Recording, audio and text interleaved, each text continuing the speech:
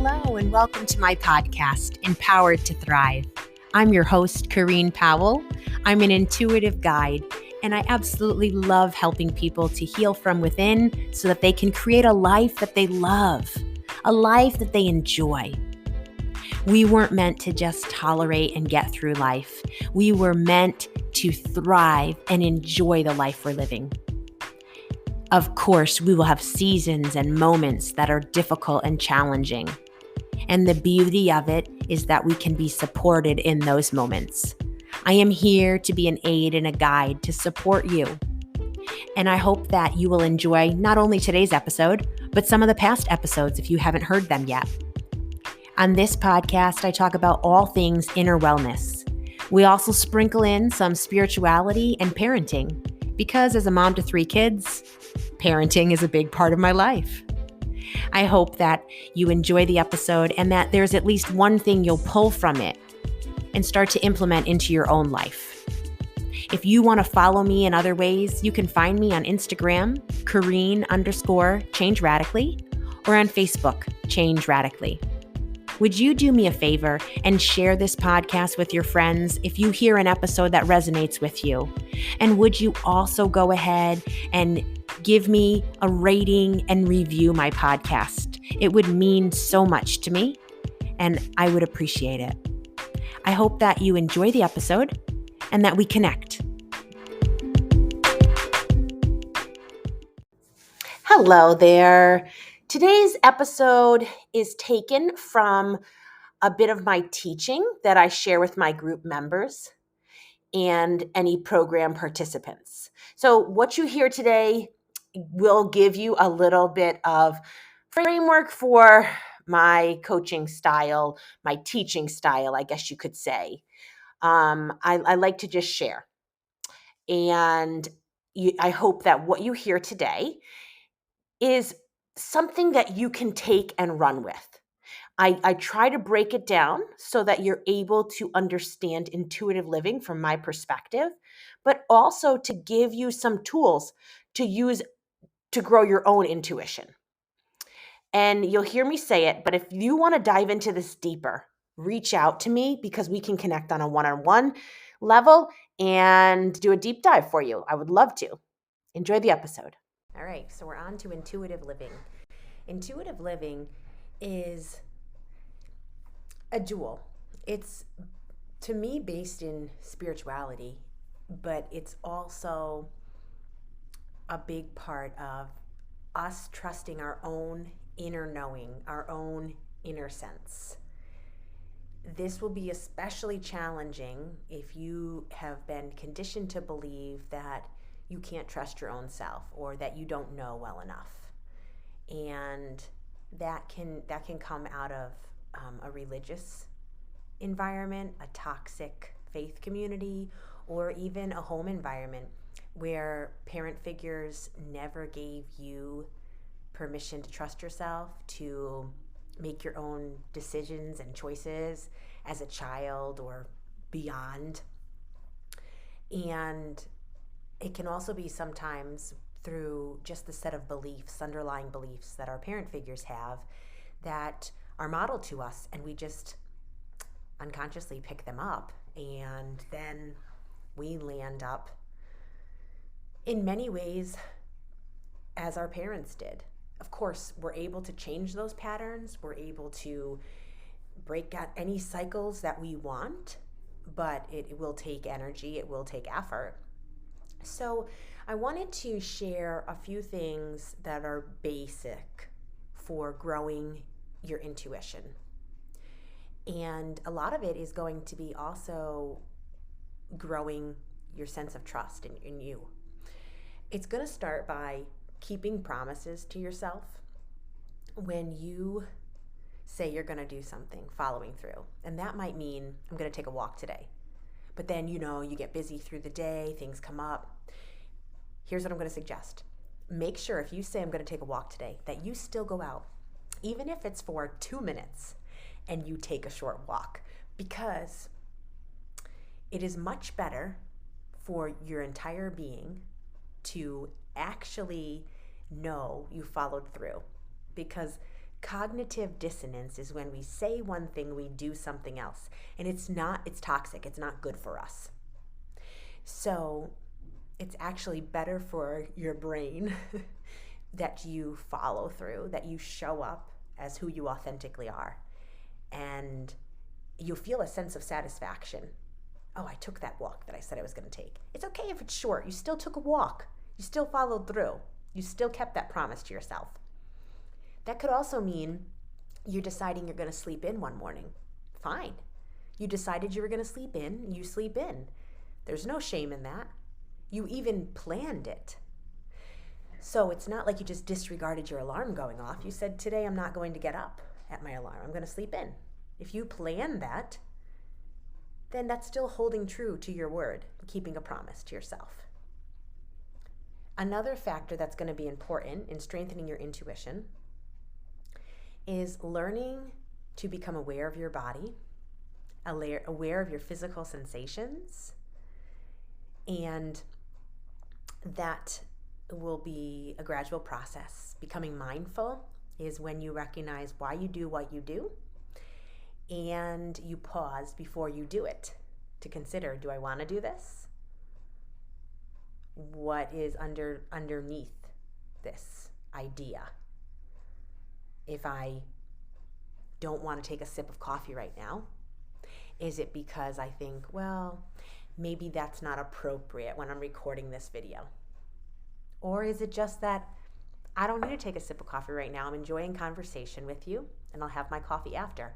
It's this idea that we understand a little bit more about our why. And it's also being aware of what's going on in our body. So I talked about if you take that walk, even for 2 minutes, when you told yourself you were gonna, and you could see it's a struggle. It hasn't happened yet. I'm gonna have to make time for it. Will I? I mentioned how you might feel within yourself a sense of satisfaction.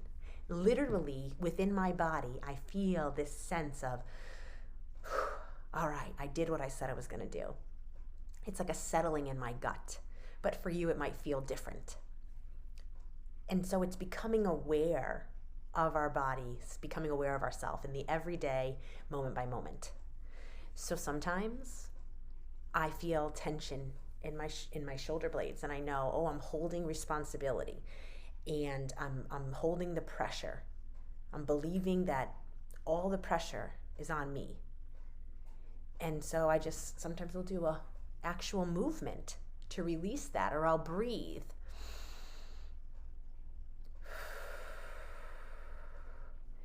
There's many things you can do, but getting more connected with yourself is going to be a sure means of strengthening your intuition. You're also going to have to practice. That means you will fail some of the time or make a mistake, and that's okay. It's a normal part of living to make mistakes, to fail, if you want to call it that. So there will be times that I just have a sense that I'm supposed to do something, whether it's take something with me in the car, a second bottle of water, or it's to give somebody that I don't know, a stranger, a Dunkin' Donuts gift card. It's all sorts of things. I have learned, I had to practice, literally the repetition of. I had to practice following through on those intuitive senses.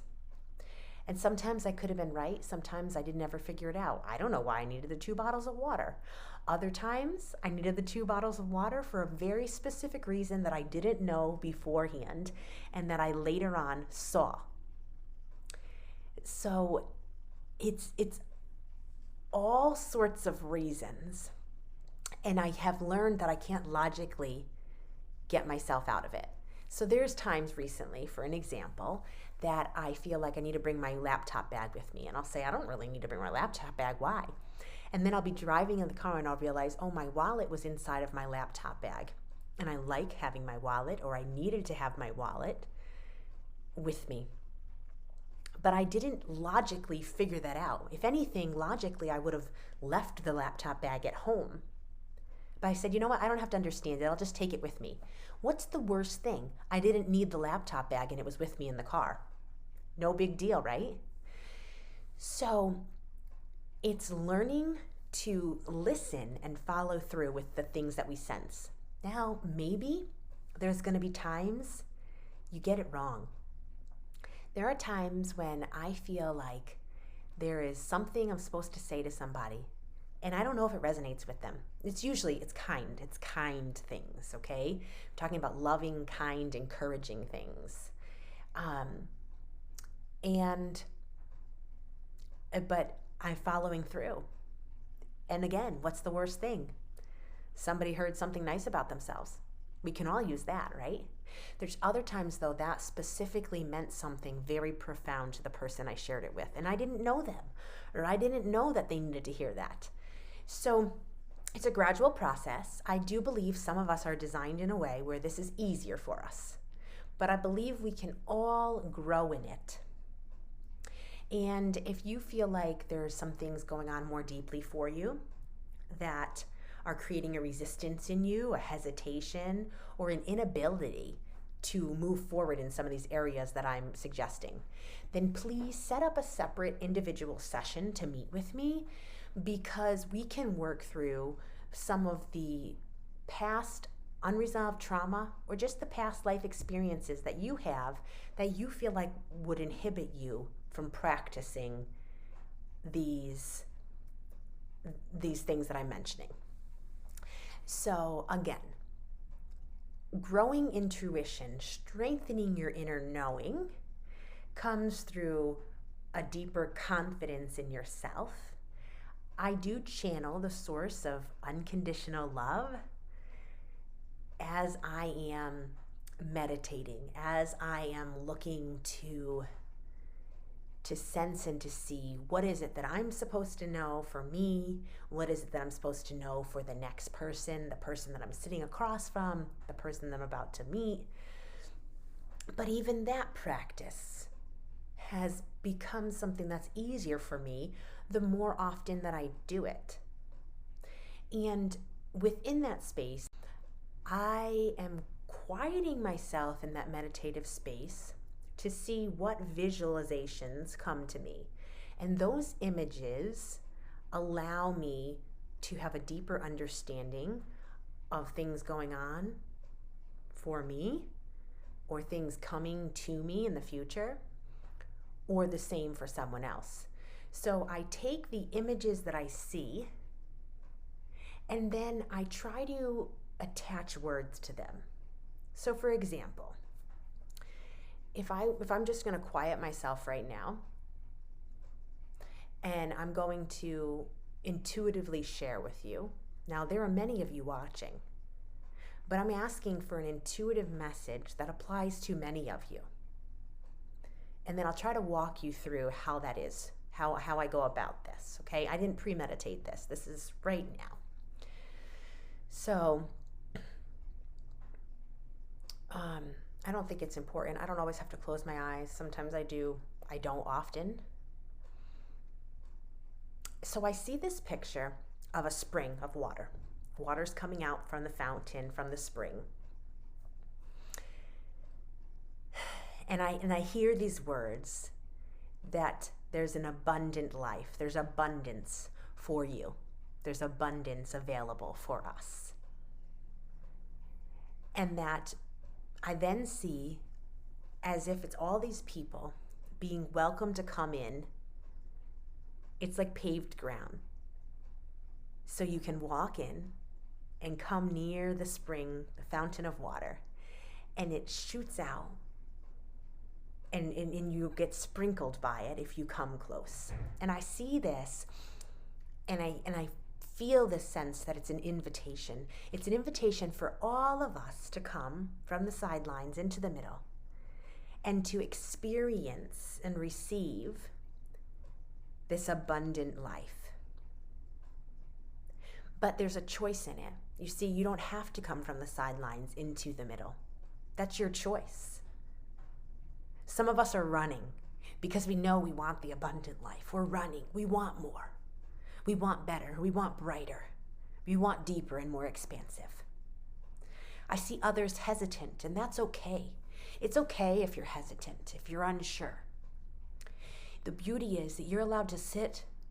You're allowed to watch us experience the abundance, and then you're allowed to decide for yourself, do I want that? And if you want that, you can come close. I see others getting there but struggling to get there. It's taking more time. It's taking more energy. But they're trying. They're trying. They're crawling on their hands and knees. They're trying. And they're getting there. It's just a different pace. And I want to encourage any of you that are on the healing journey. You're doing your part. You're doing it. But it's difficult. It's hard. I want you to know you're going to make it. You're on your way. You're on the right path. You're getting there.